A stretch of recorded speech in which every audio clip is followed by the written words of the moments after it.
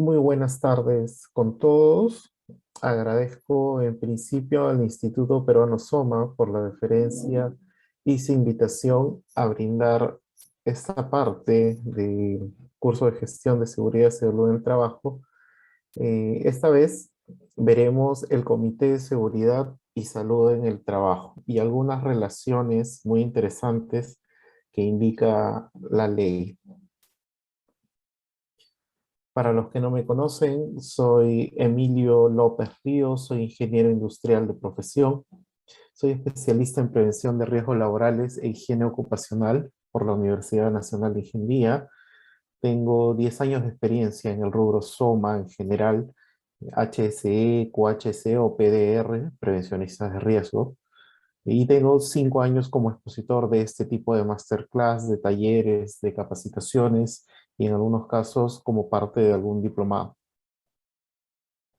Las recomendaciones generales, gracias al Instituto Peruano Soma, son siempre tener a mano un lápiz y una libreta o algo donde poder anotar las ideas más relevantes, ubicarse en un lugar sin interrupciones, de preferencia a puerta cerrada o libre de algún entretenimiento externo, utilizar audífonos de ser posible como los estoy utilizando yo, porque esto ayuda mucho a bloquear el ruido externo y a evitar eco para poder escucharnos mucho mejor. Limitar el uso de celulares u otros distractores. Esto es más para las personas que están utilizando una laptop o una computadora de escritorio. Bien, iniciamos brindándoles algunas pautas, algún marco normativo con respecto al comité.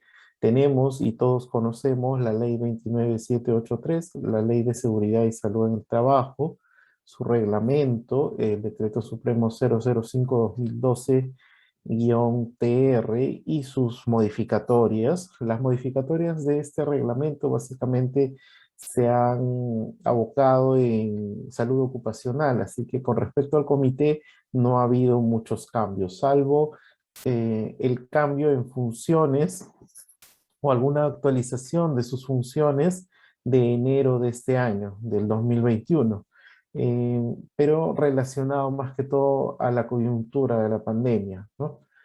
Cómo es que el comité tiene que abarcar dentro del sistema de gestión de seguridad la información y la disposición de esta información relevante respecto a salud ocupacional también. La resolución ministerial 148-2007, que es el reglamento de constitución y funcionamiento del comité, y en algunos casos designación de funciones del supervisor de seguridad y salud en el trabajo, o algunos otros documentos conexos. Ahí vamos a encontrar como anexos cada uno de los documentos que sirven para la implementación de un comité y su posterior registro como acta notarial dentro de un libro de actas. Bien, empezamos entendiendo dos términos muy importantes. Desde ya les digo, estas diapositivas cuentan con bastante información, pero toda esta ha sido sintetizada de tal manera que, por decirlo de una manera muy simple, no es floro, es contenido muy relevante, contenido muy bien estudiado para que ustedes puedan tener la carnecita de este conocimiento, ¿no? Todo siempre, como todos los masterclass a los que soy invitado, brindo información actualizada y información práctica, desde la experiencia, desde el desarrollo, y al finalizar las diapositivas, lo que vamos a ver es todos los documentos o un ejemplo práctico de todos los documentos que se requieren para la instalación y de un comité de SST, finalizando con el acta firmada, oleada y sacramentada en un libro de actas para el comité. Bien, iniciamos con esta pequeña diferencia. ¿Qué es un comité y qué es un supervisor? ¿Y en qué caso se da, no? Eh, ¿Qué es el comité? En adelante el CSST, esa sería su abreviatura, es un órgano bipartido. ¿Qué significa? Que está compuesto por dos partes y dos partes iguales, en número sobre todo, ¿no? Si son 12 participantes, pues será 6 6. Ahora, ¿de quién y de quién? 6 representantes del empleador y 6 representantes de los trabajadores. Puede ser un comité más pequeño de 6 personas, serían 3 personas del empleador y 3 personas o 3 miembros, que sería el término correcto, de los trabajadores. Estos miembros del comité tienen facultades y obligaciones, ¿no?, que están establecidas en la ley y sobre todo en su reglamento y en la práctica nacional, destinado a la consulta regular. Quiere decir que es un intermediario entre el área operativa de la empresa y la alta dirección, ¿no? Y periódica de las actuaciones de todo empleador. Todo lo que el empleador hace lo debe conocer el trabajador a través del comité. El comité, una de sus características es que cuenta con 20 o más trabajadores a su cargo. Eso quiere decir que el global de trabajadores dentro de la empresa es mayor a 20. Su planilla es mayor a 20 trabajadores.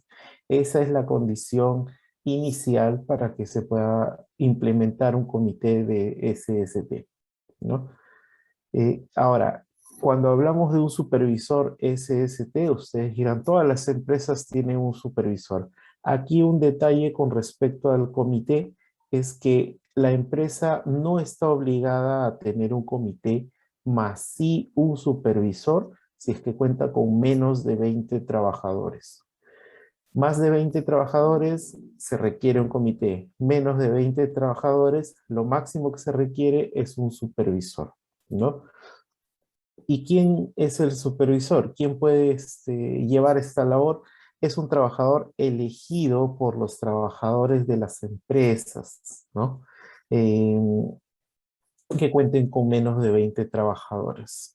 Hay un proceso de elección, es un proceso de elección muy sencillo. En ocasiones, cuando son menos de 20 trabajadores, simplemente el empleador designa a dedo con ciertos conocimientos de este personal sobre prevención de riesgos o seguridad y establece que esta persona en adelante va a ser el supervisor SST. Tiene obviamente sus propias funciones, sus propios despachos, su propia organización, ¿no? Pero bien, hoy toca hablar del comité. Ya sabemos, y primer dato, más de 20 trabajadores en una empresa ya debe tener un comité de seguridad y salud en el trabajo. Ahora, importante reconocer, el CSST o el supervisor están facultados para realizar actividades con fines exclusivos a la prevención y protección de la seguridad y salud en el trabajo. ¿Qué quiere decir? Que además de su labor cotidiana, que de alguna manera se ve reducida porque tienen funciones adicionales de prevención y protección, ellos tienen la autoridad suficiente para llevar a cabo cualquiera de sus funciones relacionadas a prevención y protección en materia de seguridad y salud en el trabajo. Un ejemplo práctico, el presidente o cualquier miembro del comité está facultado para realizar una inspección de seguridad a las herramientas de una cuadrilla de trabajo. Y lo hace no como trabajador, sino como miembro del comité. Lo faculta el hecho de ser miembro del comité a realizar cualquier inspección. Un ejemplo adicional, cualquier miembro del Comité de Seguridad y Salud en el Trabajo podría realizar una inspección no planeada a las instalaciones del empleador. Obviamente puede tomar parte de su tiempo programado para realizar esta inspección y si no está dentro de su programación, también puede ser una inspección inopinada. ¿Dónde figura esto? ¿Cuál es el respaldo de estas funciones o de la realización de estas funciones? El artículo 33 de la ley y el artículo 41 del reglamento. Es siempre muy importante y les sugiero anotar estos detalles, ¿no? Los artículos, tanto de la ley como del reglamento, es lo que finalmente nos va a soportar ante el respaldo del comité, ¿no? Siempre nos dicen Ya, el comité puede hacer tal o cual cosa, pero ¿dónde dice? ¿En qué parte de la ley? ¿En qué parte del reglamento? Anotemos siempre estos detalles. Cuando hablamos de funciones o hablamos de uso de tiempo del comité para respaldar la seguridad y salud del trabajo, artículo 33 de la ley y 41 de reglamento. Bien, ya lo habíamos mencionado antes, si la empresa tiene 20 o más trabajadores, cuenta con un comité. Si la empresa tiene menos de 20 trabajadores, cuenta con un supervisor de seguridad. Ahora, en muchas ocasiones me han hecho la siguiente pregunta. Si yo tengo 19 trabajadores, ¿no? ¿Puedo tener un comité? Claro que sí. ¿Qué es lo que sucede? En un ejemplo práctico, en un trabajo de construcción, ¿no? Un proyecto de construcción, de un colegio, digamos, siempre se inicia con una cantidad menor de trabajadores. Incluye al staff, es decir, a la parte administrativa, a la parte estratégica, a los ingenieros especialistas de cada una de las ramas a desarrollar en este proyecto, y uno que otro trabajador o una que otra cuadrilla especializada de repente para obras preliminares, ¿no? Digamos, instalación de oficinas, instalación de casetas, descarga de equipos, de materiales, señalización, ubicación de las áreas de trabajo. Y este pequeño grupo usualmente no son más de 10 personas y el staff tampoco superan las 10 personas. Entonces, sumados tanto por parte del empleador y por parte de los trabajadores, menos de 20 personas, digamos 19, uno tiene la visión o dentro de la programación cuándo va a requerir más personal, cuándo va a requerir de repente a los 15 días ya no van a ser 19, sino van a ser 25, a los 30 días ya no van a ser 25, sino que van a ser 80, y así sucesivamente, ¿no? Por más que esa cantidad de personal baje en el tiempo, digamos, si un proyecto de 12 meses al mes 11 vuelven a ser 19 personas, en un gran tramo del proyecto ya existen más de 20 trabajadores. Entonces, si uno se proyecta a posterior, a los 19 o 18 trabajadores, yo consideraría facultativo, porque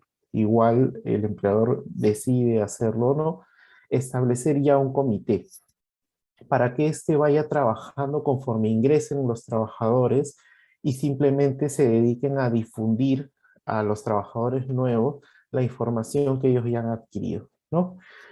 Nuevamente, lo tenemos claro, más de 20 trabajadores, comité, menos de 20 trabajadores, supervisor. Si en algún momento tengo menos de 20, pero sé que voy a tener más de 20 luego, puedo instalar un comité con anterioridad, ¿no?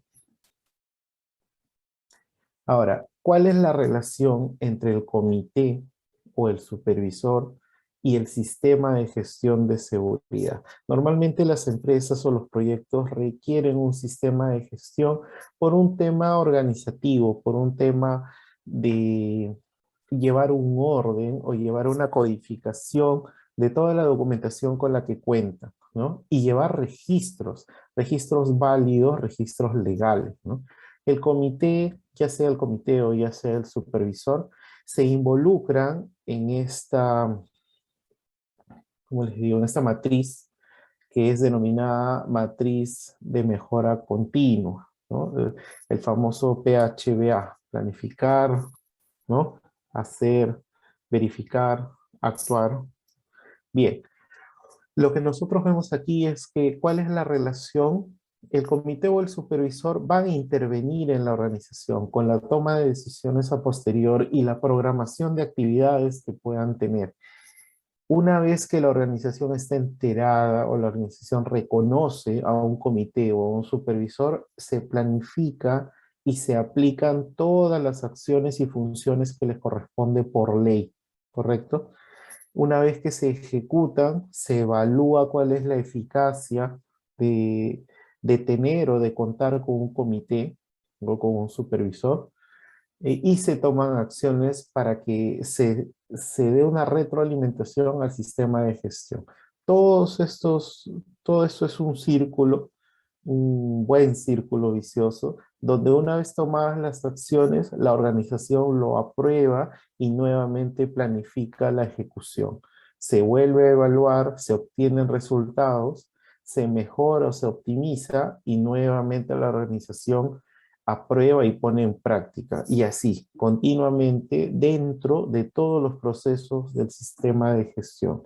Vale decir, toda la organización debe estar enterada de lo que hace el comité, de su labor dentro de la organización o del supervisor en su defecto.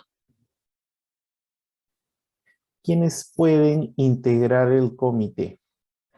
Ya sabemos cuántas personas se requieren para que exista un comité, pero ¿cuál es el requisito o cuáles son los requisitos para ser miembro del comité? Tienen muchos beneficios, dicho sea de paso. Ellos tienen más vacaciones, por ponerlo en fines prácticos, tienen más tiempo y más funciones para desarrollar cualquier actividad relacionada a seguridad, ¿no? Tienen más días de licencia que pueden tomar para desarrollar. Pero ¿cuáles son los requisitos y quiénes pueden? El primer requisito es que debe ser trabajador de la empresa, del empleador, ¿no? Debe estar sujeto a una dependencia laboral. Debe tener 18 años de edad como mínimo, es decir, tiene que ser mayor de edad, con edad ya cumplida, y de preferencia, pero no es excluyente, debe tener capacitación en temas de seguridad o laborar en puestos que permitan tener estos conocimientos o información sobre riesgos laborales. ¿Qué quiere decir?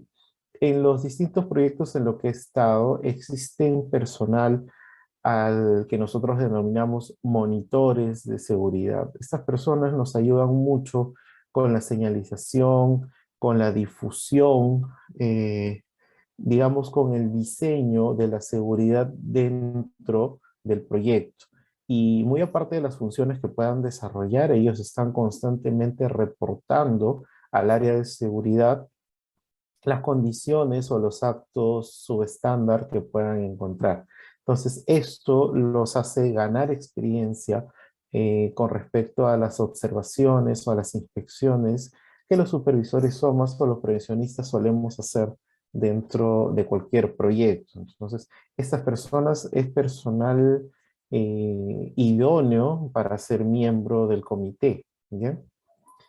Aplican un criterio muy diferente cuando están de cerca y tienen como función velar por la prevención y protección de los trabajadores. ¿Dónde encuentro estos requisitos? ¿Quién los establece? Artículo 47 y 49 del reglamento. Ojo, del reglamento, no la ley. Ahora, esto es para el sector privado. En el sector público, ¿cómo funciona? Ya sabemos que para el sector público hay diferentes maneras de considerarse trabajadores, ¿no?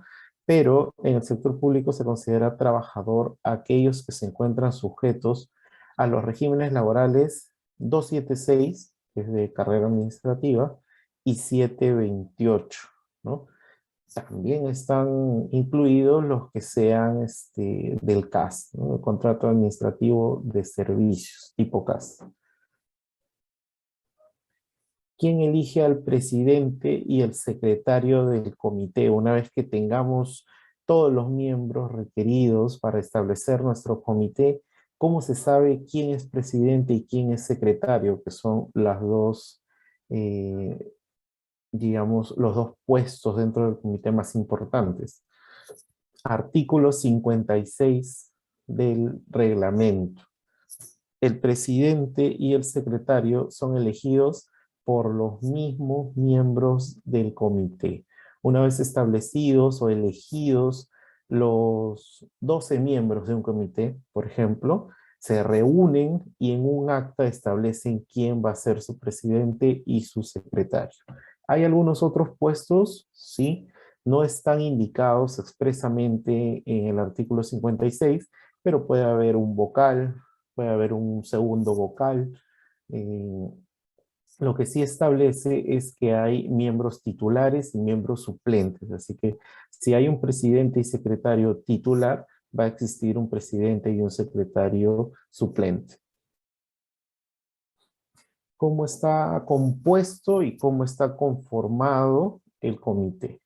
A ver, el comité está compuesto, se los decía a un inicio, de una manera bipartida. Quiere decir que está constituido en dos partes. Y estas dos partes deben ser de igual número de representantes. Es decir, va a ser bipartito y va a ser paritario. 5-5, 4-4, 3-3, 8-8, 10-10.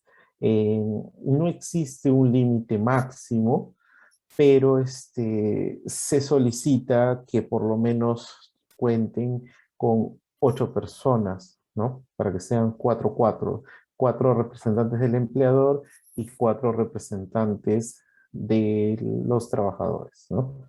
Los representantes de los trabajadores tienen que ser miembros titulares y suplentes, ¿no? Son elegidos por los mismos trabajadores a excepción del personal de dirección y personal de confianza. Eh, en los representantes del trabajador, lo mismo, debe existir miembros titulares y suplentes y son designados por el mismo empleador, ¿no? Entre el personal de dirección y confianza. Ahora, ¿por qué esta diferencia, no? ¿Por qué en unos sí y en otros no el personal de dirección y confianza? Cuando hablamos de personal de los trabajadores, tenemos que abocarnos más a la parte operativa, no a la estratégica. Entonces, no al área donde se toman las decisiones para ejecutar, sino al área ejecutora en sí. Un ejemplo práctico en un proyecto de implementación, no sé, de un almacén. Tienen 50 trabajadores y de los 50 trabajadores, 40 son ejecutores y 10 son personal estratégico, valga decir personal de dirección o personal de confianza. ¿Quiénes son esas personas? Usualmente el staff, ¿no? Y en el staff estamos hablando del residente de obra, el ingeniero especialista, no sé, sanitario, estructural, civil, ¿no? Toda esta serie de profesionales convocados para desarrollar estratégicamente el proyecto se denomina personal de confianza, si así lo determina el empleador también, ¿no? Y la dirección pues estará conformada en la mayoría de los casos por el gerente general y los gerentes adjuntos dentro de la organización. El número total de miembros titulares que corresponde al comité. ¿Cuántos deben ser? Por acuerdo de partes, como les mencionaba, mínimo es 4 y máximo 12 miembros, ¿no? Si es que no se llega a algún acuerdo, el mínimo es de 6 para empleadores con más de 100 trabajadores. Ojo, cada vez que hay 100 trabajadores o más, se debe agregar al menos 2 por cada 100 de esos trabajadores, 2 miembros, ¿no? Hasta un máximo de 12 miembros. Entonces, hagamos un cuadro sencillo, digamos que si todos estamos de acuerdo, se puede tener cuatro miembros titulares y un máximo de 12 miembros. Estamos hablando de 4 titulares y 4 suplentes, 12 titulares y 12 suplentes. Ojo que dentro de los números que les estoy mencionando ahorita, eh, están incluidos tanto el empleador como trabajadores. Retomemos el ejercicio, que sea práctico y que se entienda. Si el mínimo es 4 miembros titulares, quiere decir que de esos 4, 2 son del empleador y 2 son de los trabajadores. Y si hay 4 miembros titulares, debe haber 4 miembros suplentes. Lo mismo, 2 del empleador y 2 de los trabajadores. Y si el máximo es 12 miembros, quiere decir que de los 12 miembros titulares, 6 son del empleador y 6 son de los trabajadores.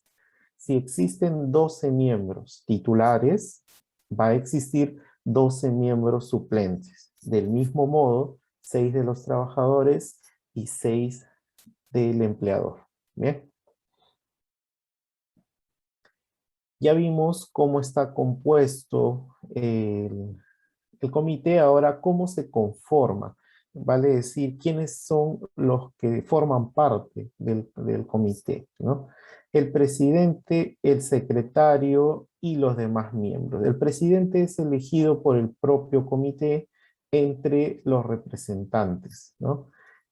¿Cuáles son las funciones del presidente? El presidente convoca a las reuniones, preside y dirige las reuniones, es quien toma la palabra inicialmente y quien cierra las reuniones, y facilita la aplicación y vigencia de los acuerdos. Es decir, una vez que haya un acta de la reunión, él es quien facilita la información a todos los demás miembros para que ésta a su vez sea comunicada al resto de trabajadores. El secretario es el responsable de los servicios de seguridad o uno de los miembros del comité elegido por consenso. Cuando hablan de responsable de los servicios, en alguna otra masterclass hablábamos qué son los servicios de seguridad. Los servicios de seguridad de salud en el trabajo pueden ser internos como pueden ser atendidos de manera externa a través de una empresa que brinde capacitaciones, que brinde exámenes médicos. Esos son los servicios de seguridad y salud en el trabajo. Los proveedores de equipos de protección personal, etcétera, ¿no? Eh, Hay un responsable normalmente, que puede ser el supervisor de seguridad, puede ser el responsable de seguridad, el jefe de seguridad del proyecto, de la empresa. Pero debe ser también establecido por los miembros del comité. Ellos son los que eligen finalmente al secretario. ¿Y cuál es su función? Su función principal es encargarse de las labores administrativas. ¿Qué labores administrativas encontramos dentro de un comité? El registro del acta, la elaboración y difusión documentaria del acta, que todos se encarguen de firmar el acta, todos los miembros, de repente de crear la agenda para la siguiente reunión, obviamente en coordinación con el presidente, eh, y se puede encargar también del aseguramiento de la entrega de esta información al resto de trabajadores. Sirve como un canal entre el comité en sí y toda la gestión documentaria que sale del comité, ¿no? Y toda la información que se obtiene. Los miembros, ¿quiénes son los demás integrantes del comité? ¿Cuál es la función del resto de miembros? Bueno, aportan iniciativas que pueden ser propias o de personal del trabajador, de los empleadores. Son encargados de fomentar y hacer cumplir las disposiciones. Es decir, en una batalla hay generales, hay comandantes y está toda la infantería, todo el personal que sale al campo de batalla. Entonces, todos los miembros del comité es esa infantería, los que salen y se aseguran de que todos sepan todo lo que está pasando entre el empleador y el resto de trabajadores. Ahora, hay trabajadores que intentan comunicarse directamente con la alta dirección. No está mal, está permitido, pero el comité se puede encargar de salvar esta situación. Los trabajadores tienen consultas hacia el empleador, lo pueden hacer a través del comité, es una de sus funciones. Ahora, esta conformación, todos estos datos que les acabo de brindar, ¿dónde se encuentran? Artículo 56 del reglamento. Ahora veamos algunos aspectos relacionados al comité o al supervisor de seguridad y salud en el trabajo. En primer lugar, la elección de los representantes de los trabajadores ante el comité. Es decir, ¿cuántos trabajadores van a ser miembros del comité? Estos procesos normalmente están a cargo de una organización sindical en este caso la organización sindical mayoritaria que exista dentro de la organización, está a cargo de la organización sindical que afilie el mayor número de trabajadores en la empresa. Sabemos por experiencia propia que en la mayoría de proyectos, sobre todo en proyectos de construcción, existe pues un porcentaje alto de sindicatos, ¿no? Entonces, siempre hay un sindicato que ocupa mayor cantidad de trabajadores. Este sindicato puede estar a cargo del proceso para elegir a los representantes de los trabajadores, ¿no? Cuando no existan sindicatos, que en algunos casos es lo ideal, el empleador es el que convoca, el gerente, el dueño de la empresa, es el que convoca la realización del proceso de elección. Debe ser una elección democrática, el voto debe ser secreto y directo, para eso se establecen encargados, ¿no? Un presidente del proceso de elección, una especie de OMPE, ¿no?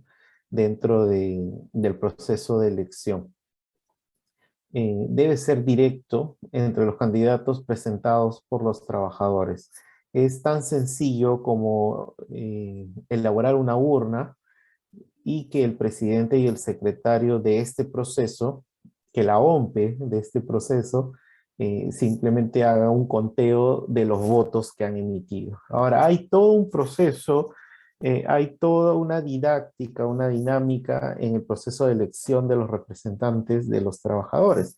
Eh, Estoy seguro que todos hemos asistido a alguna elección, alguna votación establecida a nivel nacional.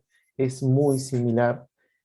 Los trabajadores que son voceados para ser representantes tienen un tiempo prudencial donde pueden presentar, eh, digamos, su publicidad, pueden pegar afiches en determinadas áreas establecidas para ello, donde ellos puedan pues brindar sus alternativas de mejora, ¿no? Para los trabajadores. Y obviamente cada uno puede ver y puede decir, no sé, marca el número 10, ¿no? Ponte la camiseta, por decir un eslogan cualquiera.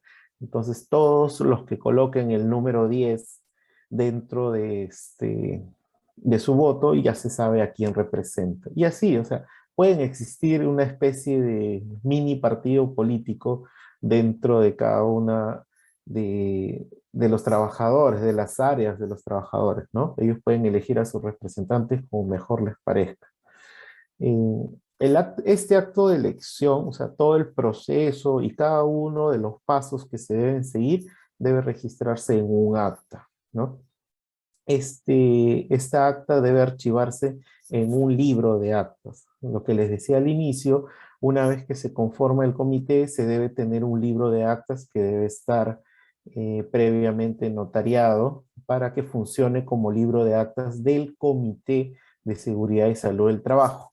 Ojo, no confundir con el libro de actas de Seguridad y Salud en el Trabajo, que es otro libro, ¿no? Este libro debe tener en su título o en su portada el título claro, ¿no? Libro de actas del Comité de Seguridad y Salud en el Trabajo.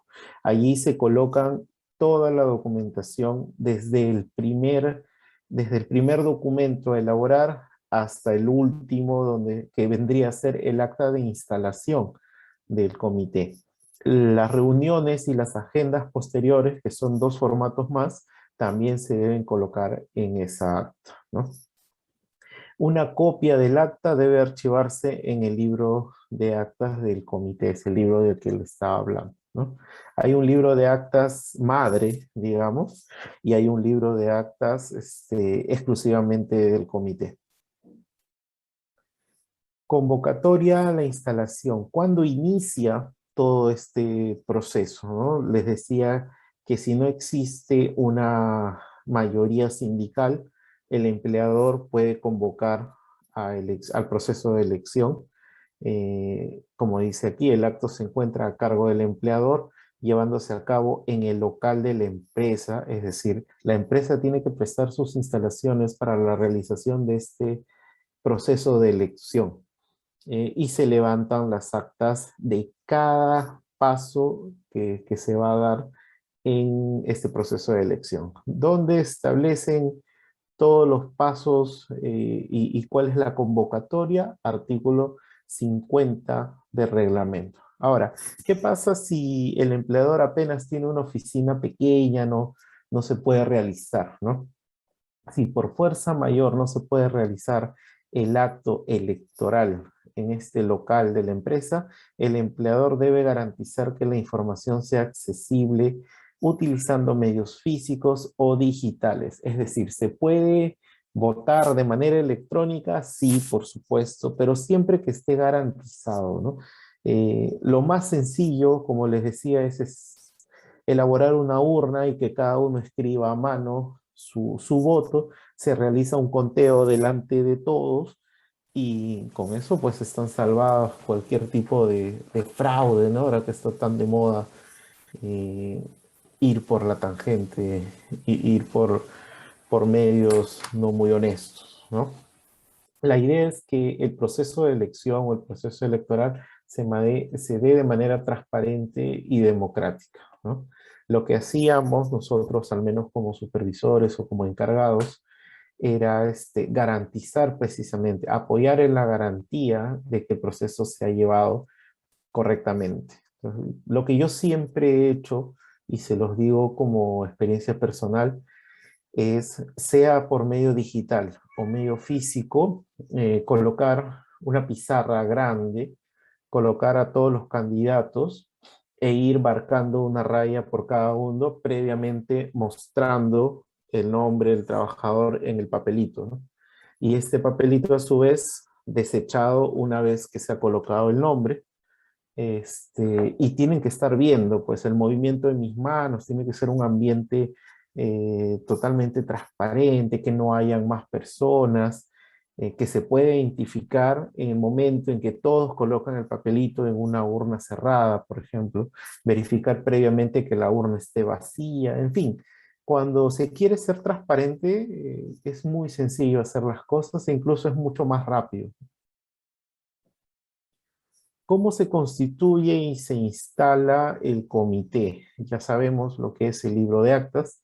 Eh, Esta constitución, esta instalación se debe presentar, se debe incluir en el libro de actas del comité. Esta acta de constitución o de instalación debe tener como mínimo el nombre del empleador, porque es él quien garantiza todo el proceso, el nombre y cargo de los miembros titulares, nombre y cargos de los miembros suplentes, nombre y cargo del observador, de ser el caso.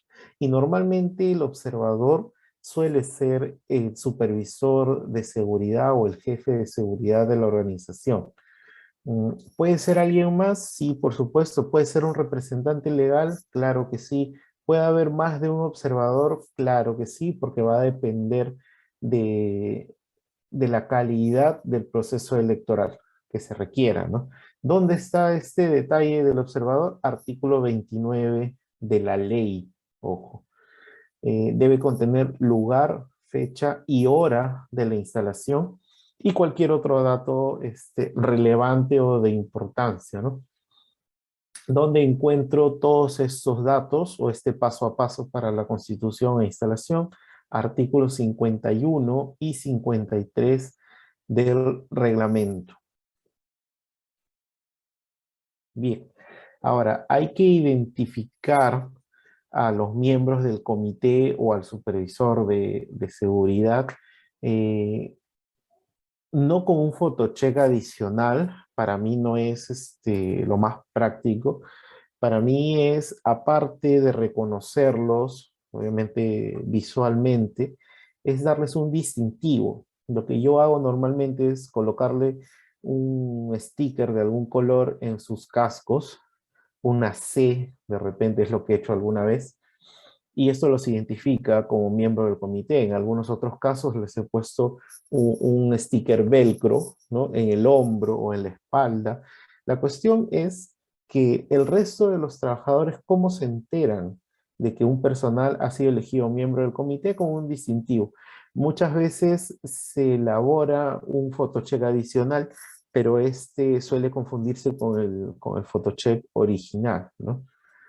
Los miembros del comité o el mismo supervisor deben poseer una tarjeta de identificación o un distintivo especial visible que acredite su condición como miembro o como parte del comité, donde encuentro esta obligatoriedad en el artículo 46 del reglamento. Acerca de la información y asesoría al comité, porque definitivamente si el comité, decíamos al inicio, que debe tener conocimientos relacionados al, al desarrollo en cuanto a prevención y protección de seguridad y salud en el trabajo, no es que sea un especialista, ¿bien? Entonces, ellos pueden solicitar a la autoridad competente, llámese Ministerio de Trabajo, SUNAFIL, OEFA, todas las autoridades que estén relacionadas directamente con la seguridad y la salud del trabajador, el Ministerio de Salud, ¿no? Estas entidades que conocen muy bien cuál es el marco normativo y pueden asesorar al comité, ¿no? Ellos pueden solicitar información y asesoría técnica para cumplir sus funciones y resolver los problemas relacionados con la prevención de riesgos, ¿no? Les pongo un ejemplo bastante sencillo. El empleador le indica a los trabajadores a través de un procedimiento que los trabajos en altura van a ser considerados trabajos en altura a partir del metro 20, ¿no? Todos sabemos que es a partir del metro 80 según procedimientos nacionales, ¿no? Normas técnicas. Entonces, ante la duda de cómo responder o cómo refutar a la alta dirección este detalle, el comité puede llamar a SUNAFIL, puede llamar al Ministerio de Trabajo y preguntarles, ¿no? Señores, mi empleador pretende a través de un procedimiento considerar trabajos en altura a partir del metro 20. ¿Es verdad o no? SUNAFIL, Ministerio de Trabajo, el área competente le responderá, le brindará una asesoría técnica y le dirá, mira, según la norma G050 en construcción es metro 80. Según el RECESAT en trabajos eléctricos es metro 80. Para excavaciones, metro 50. Pero el empleador está en la libertad de establecer, ¿no? A qué altura consideran ellos que es trabajo en altura, siempre y cuando a partir de esa altura establecida se tomen las medidas de prevención y se dote al personal de los elementos relacionados a ese trabajo de alto riesgo. Entonces, el empleador, por ejemplo, no puede decir, nosotros vamos a considerar los trabajos a altura a partir de metro 20, pero te voy a dar EPPs a partir del metro 80 porque eso es lo que dice la norma. Entonces hay una contradicción y una falta de coherencia entre sus estrategias, ¿no? Entonces el comité se asesora, pregunta, cuenta con la información, llama a una reunión de comité, resuelven el asunto y esta información, como el comité está conformado por parte empleador y parte trabajador, esta información finalmente se difunde tanto al empleador como a los trabajadores. Se llega a un acuerdo y estas firmas del presidente y del secretario tienen validez legal. Así que todos los que piensen que los miembros del comité solo sirven para manejar información, llevar de un lado a otro, pues están un poco lejos de la realidad. El comité tiene y es reconocido legalmente dentro de la organización. Su firma es válida inclusive para cualquier cambio en los reglamentos o en los planes anuales de seguridad, incluso en los presupuestos. ¿Cuánto dinero se va a destinar al sector prevención? Así que lo vamos a ver más adelante, pues, cuáles son las funciones del comité. Y ahí se van a dar cuenta que tienen mucho, mucho que hacer dentro de la organización. Bien, este detalle, artículos 55 y 60 del reglamento, ¿no?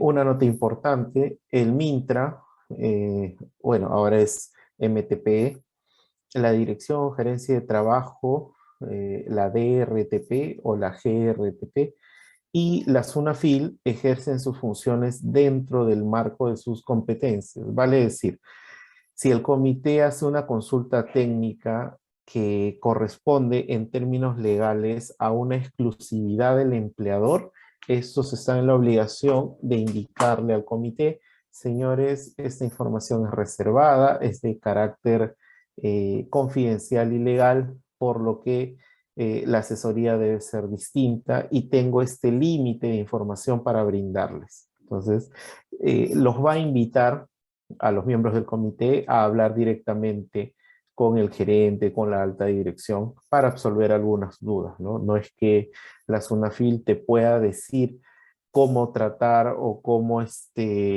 determinar una decisión ante tu empleador, ¿no? Ellos te brindan solo la asesoría y la información necesaria de respaldo para que tú puedas comunicarle al empleador de repente un desacuerdo o una mejora en cuanto a prevención y protección en la seguridad de salud en el trabajo.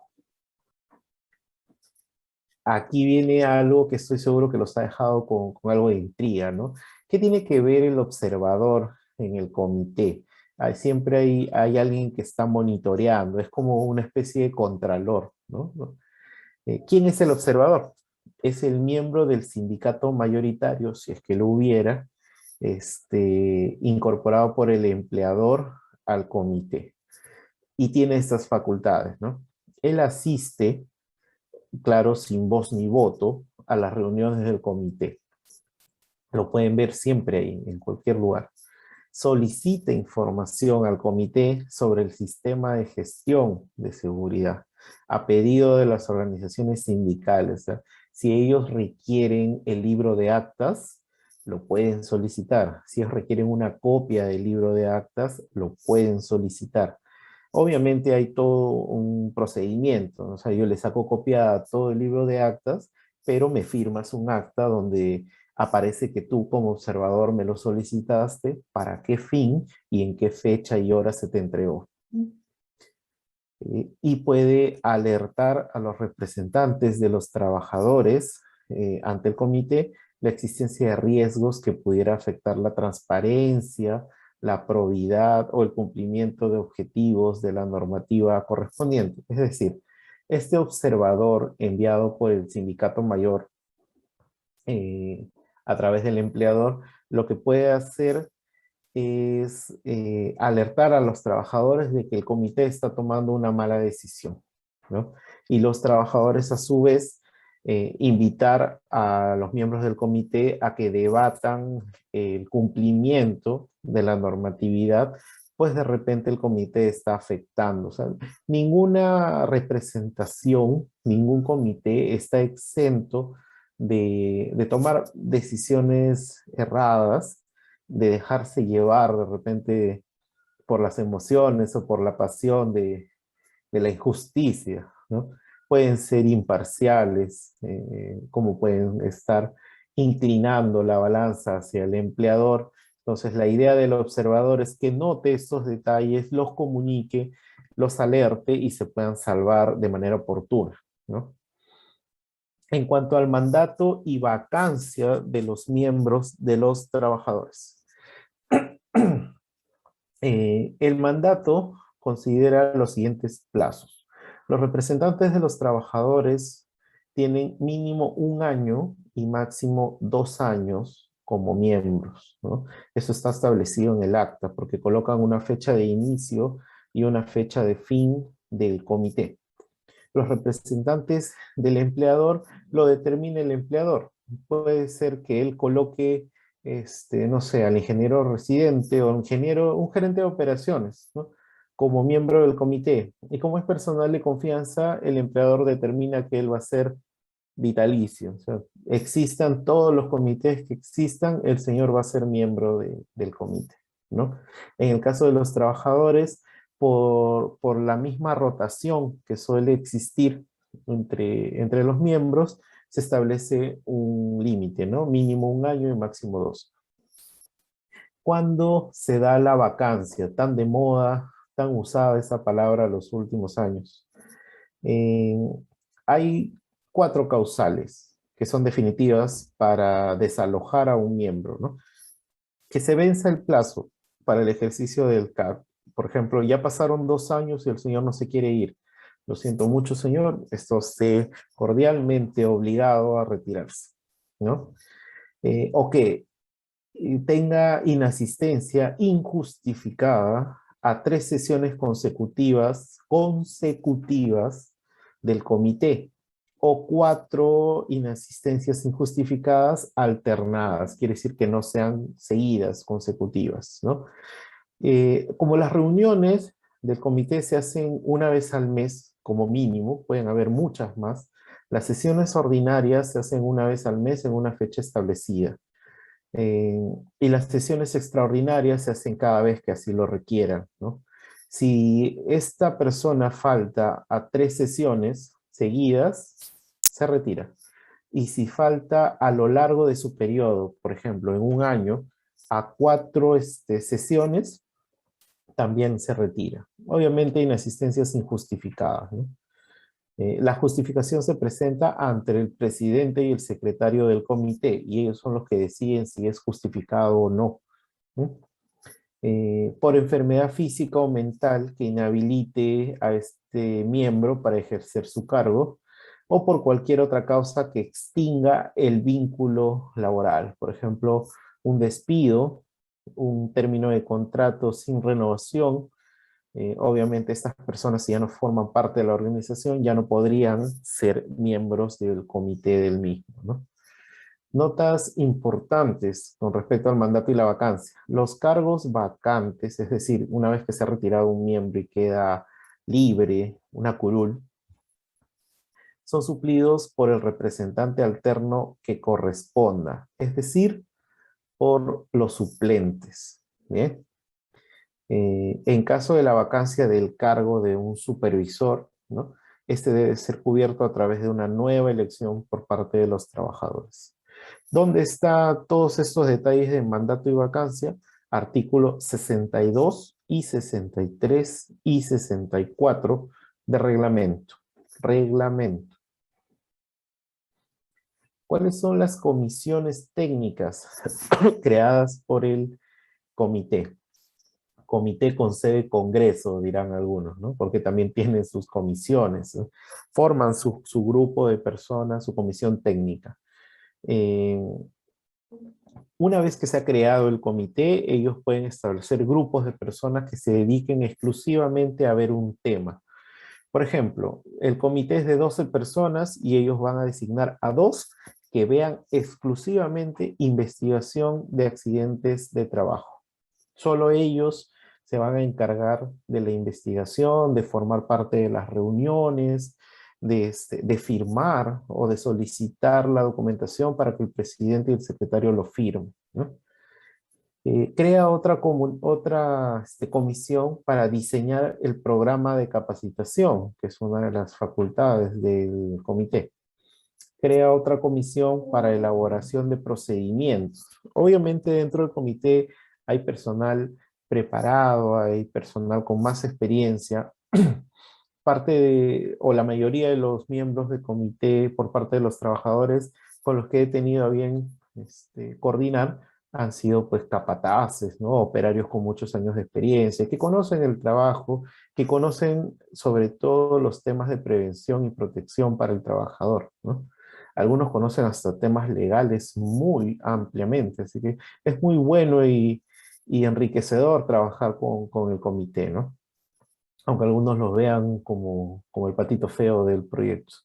Y otras tareas, ¿no? Hay otras comisiones que se pueden establecer, por ejemplo, una comisión que revise toda la documentación, planes, programas, monitoreos, qué sé yo. Una comisión que se dedique exclusivamente a realizar inspecciones, programadas y no programadas, ¿no? ¿Dónde está establecido que el comité tenga esta facultad? En el artículo 65 del reglamento. Capacitaciones a los miembros del comité o al supervisor, ¿no? Ahora, si ustedes creían que no hay beneficios por ser parte del comité, aquí es donde se equivocan y grandemente, ¿no? Porque los miembros del comité o el mismo supervisor elegido por los trabajadores deben, es decir, el empleador está obligado a brindar capacitaciones especializadas en seguridad y salud en el trabajo, ¿no? El empleador debe, a través de repente de la jefatura de seguridad, brindarle capacitación al comité, capacitación actualizada, ¿no? Capacitación especializada. Pueden contratar al Instituto Peruano SOMA para que les brinde capacitaciones a todos sus comités o a sus supervisores de seguridad en el tema que ellos elijan o en el tema en el que de repente estén flaqueando más, ¿no? De repente en inspecciones, no tienen idea de cómo realizar una inspección, qué formatos utilizar, cuáles serían las referencias legales, por qué es que hay que realizar ciertas inspecciones. Entonces, si el empleador contrata al Instituto Peruano SOMA, el Instituto Peruano SOMA elabora una capacitación exclusiva para miembros del comité o exclusivas para supervisores de seguridad. Y esto corre por cuenta del empleador. ¿Cuándo deben darse estas capacitaciones? El empleador lo llama al miembro del comité y le dice, mira, ¿qué te parece si desde las 8 de la noche hasta las 10 llevas tus capacitaciones para no interferir con tu horario de trabajo? ¿O qué tal si los domingos que descansas, aprovechas y llevas un cursito ahí que les vamos a brindar gratuitamente? Eso está fuera de la ley, porque estas capacitaciones deben ser dentro de la jornada laboral. Si trabajan de lunes a sábado de 8 a 6, dentro de ese horario tienen que recibir estas capacitaciones, ¿no? Y cualquier capacitación adicional referidas en los incisos B del artículo 35 de la ley, donde dice quién confirma lo que acabo de decir, el artículo 66 del reglamento. Allí dice que el empleador está obligado a capacitar a todos los miembros del comité o en su defecto al supervisor. Informes anuales del comité. Ya dijimos o hemos mencionado muchas de las virtudes o beneficios que tiene el comité, pero ¿cuál es su obligación? No está exento de tener chamba, de tener tareas que entregar. El comité redacta un informe, un resumen de todas las labores que ha realizado en el periodo de un año. ¿A quién se lo entrega? Al empleador, pone a disposición este resumen de manera física o virtual al empleador con las firmas que correspondan a todos los miembros del comité. Vale decir que todos, tanto empleadores como, perdón, representantes del empleador como representantes de los trabajadores, han leído este resumen. Se debe anexar la difusión de este informe a todos los trabajadores de la organización y una vez validado, entregárselo a la alta dirección. Esto no lo dice tácitamente, expresamente el reglamento o la ley, pero yo se los estoy mencionando con fines prácticos. Entonces, ¿por qué? Cuando el comité elabora un informe anual, mensual, bimestral, trimestral o por proyecto, el empleador o la alta dirección está en la facultad de rechazarlo porque falta alguna información, porque no se ajusta a la realidad, qué sé yo. Entonces, si el comité está de acuerdo y decidido en que su informe es válido, lo único que tiene que hacer es respaldarlo con la firma de todos los miembros y con la difusión a todos los trabajadores de la organización. Entonces, una vez llegado a manos de la alta dirección no tiene otra opción más que aceptar el informe para leerlo, revisarlo y si así lo cree conveniente, responderlo. no es que tenga la opción de recibirlo y dejarlo a un lado, sino que si tiene alguna observación, debe responderlo de manera formal, ¿no? Dirigido hacia el comité. Y todo este informe o la elaboración de este informe debe ser valorada en un acta y debe ser parte del acta del comité, ¿no? Normalmente estos informes los solicitan de manera obligatoria cuando culmina el periodo de uno de los comités. ¿Dónde dice? ¿Dónde lo obliga al comité a hacer esto? Artículo 72 del reglamento. Reuniones del comité. ¿Por qué hay que reunirse? ¿No? ¿Cuándo? ¿Quiénes? Vamos a responderlo brevemente. Las reuniones del comité se realizan tomando en cuenta estas consideraciones. Primero, se debe realizar dentro de la jornada de trabajo. Lo mismo que las capacitaciones que recibe, estas reuniones deben realizarse dentro de la jornada de trabajo, ¿no? En un área destinada para estas reuniones. Lo que les decía a diapositivas atrás, hay reuniones ordinarias que se realizan una vez al mes y estas normalmente coinciden con la fecha de instalación. Por ejemplo, en el acta se establece que el comité inició sus funciones un 11 de febrero. Las posteriores reuniones pueden celebrarse el 11 de cada mes, ¿no? Esa sería su reunión ordinaria. Y las reuniones extraordinarias se dan a convocatoria del presidente del comité o a solicitud de al menos 2 de los miembros del comité. Si de repente el presidente no tiene intención de convocar una reunión, se juntan 2 de los miembros y solicitan una reunión extraordinaria, ¿no? O si existe un accidente mortal, Dios nunca lo permite en ninguno de sus proyectos, eh, es obligatorio que se reúnan y no deben esperar a la reunión ordinaria, ¿no? El lugar de reuniones debe ser proporcionado por el empleador y debe reunir condiciones adecuadas. Por ejemplo, adecuada iluminación, ausencia de ruido o elementos externos o ingreso y salida de personal. Hay algunos empleadores que les dicen, ¿no? A ver, tienes tu reunión de comité, listo. Antes de las 12 tienes el comedor disponible porque a partir de las 12 empiezan a entrar a almorzar.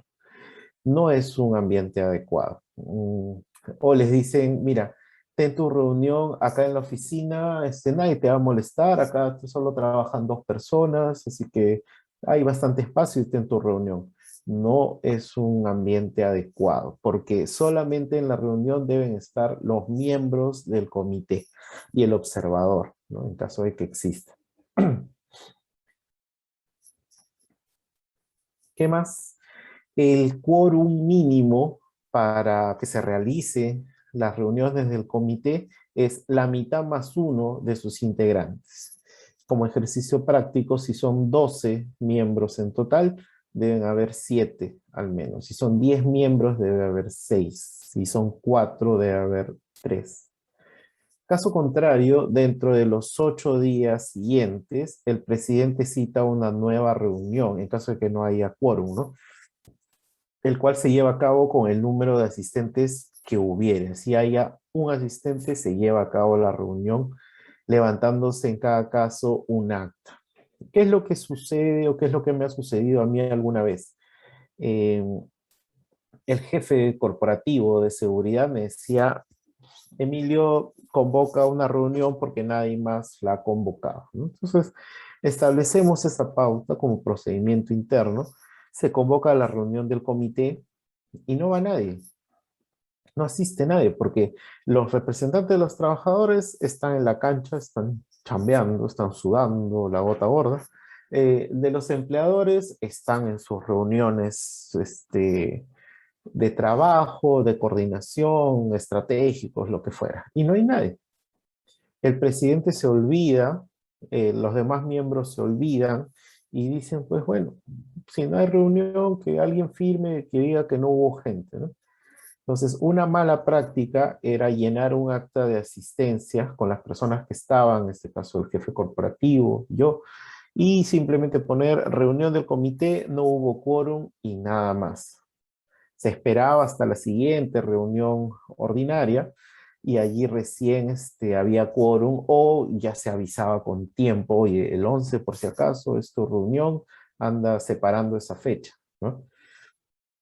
Una mala práctica que se corrigió con el tiempo, porque como bien lo indica los artículos 67 al 71 del reglamento, debe haber dentro de los 8 días subsiguientes una nueva reunión en caso de que no hubiera quórum, ¿no? Y aún así, si no lo hubiera, recién luego de esos 8 días o de la siguiente convocatoria, se levanta un acta indicando que no hubo. Vale decir, en términos prácticos, tienes una primera oportunidad y tienes una segunda oportunidad. Tercera, no hay. El comité procura que los acuerdos sean adoptados por consenso. Procura, no es obligatorio. Y no por el sistema de votación, ¿no? En el caso de no alcanzar consenso, porque lo que se busca es unanimidad, que todos estén de acuerdo, ¿no? Se requiere mayoría simple. Ahí sí se puede aplicar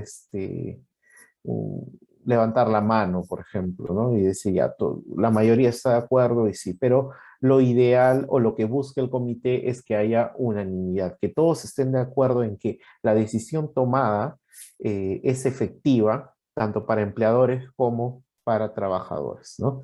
Y si hubiera un empate, por ejemplo, como ya sabemos, es una de las características del comité es que es paritario, ¿no? Eh, si hubiera un empate, el presidente tiene el voto dirimente, ¿no? Dentro de los 12 miembros de un comité, por ejemplo, si el comité tuviera 12, eh, está el presidente y está el secretario, ¿no? Dentro de los 12. Si aún así hay un empate, ya se sabe pues el resultado, ¿no? Porque si el presidente votó por A y otro grupo vota por B y queda empate, ya sabemos que el presidente va a volver a decir A, ¿cierto? Entonces, él tiene el voto que decide, el voto definitivo. Casi nunca se da este escenario de empates. A mí me ha sucedido en toda mi experiencia una sola vez.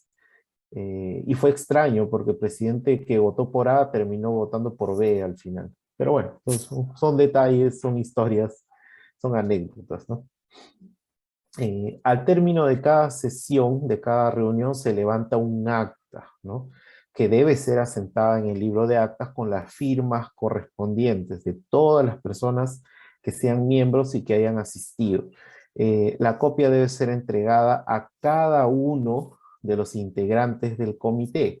Vale decir, si el secretario es el que se encarga de redactar el acta, terminada la sesión, se imprime una copia para cada uno por una cuestión de transparencia y que estas personas puedan tener los acuerdos definitivos a su alcance y los puedan difundir al resto del personal o al personal que tienen más cercano, ¿no? Y a la máxima instancia de la gerencia o decisión del empleador. Me hicieron una pregunta, una muy buena pregunta. ¿Se le puede dar una copia del acta al observador? ¿Qué opinan ustedes? Se los dejo de tarea, pero les doy una pista. El observador no tiene ni voz ni voto. Así que a criterio de ustedes, ¿qué se debería hacer?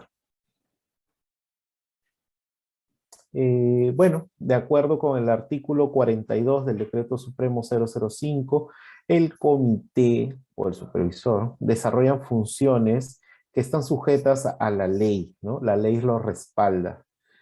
No están facultados a realizar actividades con fines distintos, ¿no? A la prevención y protección de la seguridad. Señor presidente del comité, organícese una pichanga pues por el Día del Trabajo. Lo siento mucho, esa no es función del comité, ¿no? Por más que represente a los trabajadores, no es parte de sus funciones. Pero ¿cuáles son sus funciones, cuáles sí son sus funciones y obligatorias. Primero, aprobar el reglamento interno de seguridad y salud en el trabajo. Ojo, reglamento interno de seguridad y salud en el trabajo. No el reglamento interno de trabajo, eso le compete al área administrativa de la empresa, ¿no? El RIST, valga decir, es lo que le compete a aprobar al comité. No dice elaborar, no dice revisar, dice aprobar.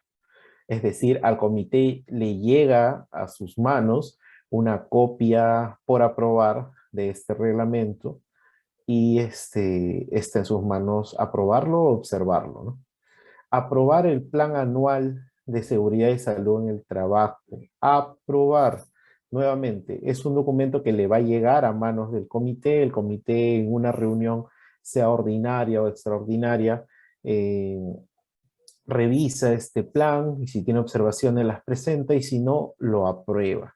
Normalmente ustedes pueden verificar que en la portada de estos documentos existe una firma y sello del presidente del comité, ¿no? Participar en la elaboración, participar en la elaboración, aprobación de las políticas, planes y programas de promoción de la seguridad, de prevención y enfermedades ocupacionales. Aprobar el plan anual de capacitación. ¿Eh? Aprobar. Asegurar que los trabajadores conozcan los documentos, es decir, difusión, una sola palabra, y demás materiales escritos o gráficos relativos a la seguridad. Realizar inspecciones periódicas, realizar inspecciones periódicas, programadas o no programadas.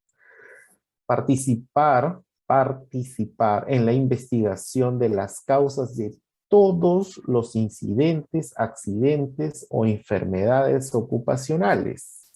El comité puede meter sus narices en cada una de las cosas que suceden. Meter las narices suena mal, ¿no? Pero veámoslos desde el lado amable, ¿no? Si no lo hacen ellos, ¿quién? Cuando ocurre un incidente, un accidente o una enfermedad ocupacional que afecta directamente al trabajador y al desarrollo de su trabajo propiamente dicho, eh, la alta dirección está constantemente metido en la resolución o en la investigación del caso. Normalmente determina ya las decisiones a tomar sobre eso, ¿no? Pero ¿quién debe estar siempre haciéndole un seguimiento? Es parte de las funciones del comité. Así que es muy bueno que metan las narices en ese tipo de cosas, porque aparte de tener capacitaciones especializadas, de conocer del tema, su aporte a nivel de experiencia en las investigaciones es muy, muy buena, muy buena. Yo siempre que ha ocurrido un incidente, un accidente o cualquier cosa, siempre he llamado a un representante del comité, porque ellos aportan bastante experiencia en reconocer las causas, sobre todo, es lo que más me ha servido, ¿no? Supervisar los servicios de seguridad. Ya les había comentado al inicio cuáles son los servicios de seguridad. Vamos a ver si se acuerdan. Exámenes médicos, quienes brindan los exámenes médicos, proveedores de EPPs, ellos brindan servicios de seguridad, supervisión externa, auditoría externa, todo lo que venga de afuera o que nazca del empleador para brindar servicios de seguridad, el comité los puede supervisar, ¿no? Puede estar allí. Si viene la SUNAFIL, puede o no puede estar el presidente del comité allí. Debería tomar nota de cada una de las cosas que suceden. Porque finalmente, si la entidad fiscalizadora, SUNAFIL, OEFA, Ministerio de Trabajo, Municipalidad, INDECO, perdón, INDECI, tiene alguna observación, digamos, al reglamento, ¿quién aprobó el reglamento? El comité. ¿Bien? Y así, cualquier documentación que soliciten, verifiquen que el comité haya sido parte de, que deberían estar. Mm, la asistencia y asesoramiento al empleador y al trabajador. Si el empleador decide contratar al Instituto Peruano Soma para llevar a cabo todas las capacitaciones anuales y capacitaciones especializadas a los trabajadores, el comité puede evaluar y puede supervisar al Instituto Peruano Soma en cuanto al desarrollo de sus actividades, ¿no? Es parte de sus funciones. Licencia y protección contra el despido incausado. El comité lo que hace es tener todos los miembros una licencia con goce de haber, por 30 días por año, previa autorización del comité, ojo, para realizar sus funciones. Es decir, los miembros del comité que investigan accidentes o que realizan inspecciones les dicen al comité, necesito 30 días al año máximo para realizar todas mis inspecciones.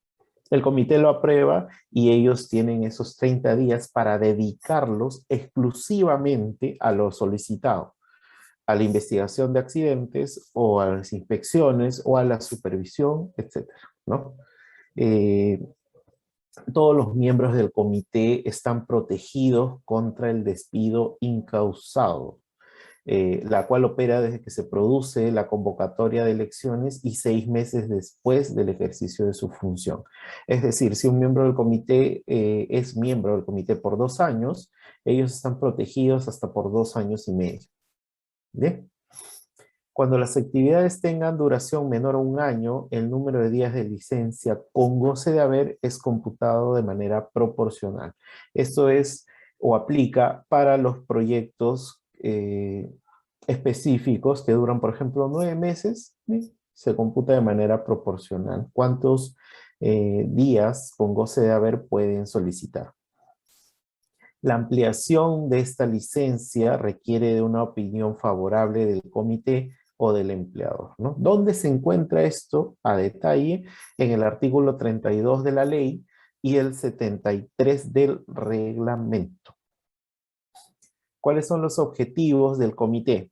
Asesorar y vigilar el cumplimiento de los dispuestos por el reglamento que ellos mismos aprueban. Promover la salud y seguridad del trabajo, asesorar y vigilar el cumplimiento de la normativa nacional. ¿Y esto para qué? Para favorecer el bienestar laboral y apoyar el desarrollo del empleador. Artículo 40 del reglamento. Ahora, en el tema del COVID, en el tema de la pandemia, ¿cuáles son las obligaciones del comité? ¿No? No están exentos, ya se han establecido algunos instructivos, algunas directrices con respecto a lo que deben hacer. En todo centro laboral, el comité o el supervisor supervisa al servicio de seguridad de salud del trabajo, ¿no? O lo similar que existe, para que elaboren el plan de vigilancia, prevención y control. Vale decir, contratan a un experto para elaborar el plan de vigilancia, prevención y control. El comité va a supervisar lo que ellos estén haciendo. Van a supervisar lo que coloquen en ese plan, ¿no? Eh, ¿Qué hace el comité? Aprueba este documento, ¿no? Para que el empleador tenga este documento listo para poder entregarlo o ponerlo a desarrollo a toda la organización, ¿no? ¿Cuál es el proceso de elección? Se organiza el proceso mediante modalidad virtual o presencial. ¿Por qué la virtual es la primera opción? Alguien que se le ocurra algo, por la pandemia. Precisamente por la coyuntura actual se ha invertido la actividad. Antes primero era presencial o mixta como primera opción y virtual era una segunda, ¿no? La virtual siempre garantiza participación de todos los trabajadores Y la presencial siempre que se adopten las medidas de seguridad establecidas por el MINSA, ¿no? Si no existe un comité o supervisor, se debe realizar el proceso mediante modalidad que corresponda, respetando la prioridad de las opciones. Lo que les decía, una urna con sus respectivos votos y el conteo, ¿no? Si ya existe un comité, de no ser posible por ninguna de estas modalidades, el mandato de los representantes o el supervisor se prorroga automáticamente hasta el término de la emergencia sanitaria. Entonces, dato. Si ustedes o en su organización ya tienen comité, no necesitan hacer y este va a vencer próximamente su mandato, que era entre 1 y 2 años, ¿recuerdan? No necesitan hacer nuevas elecciones, simplemente se prorroga automáticamente. ¿Cuánto tiempo? Hasta que acabe la emergencia sanitaria. Bien,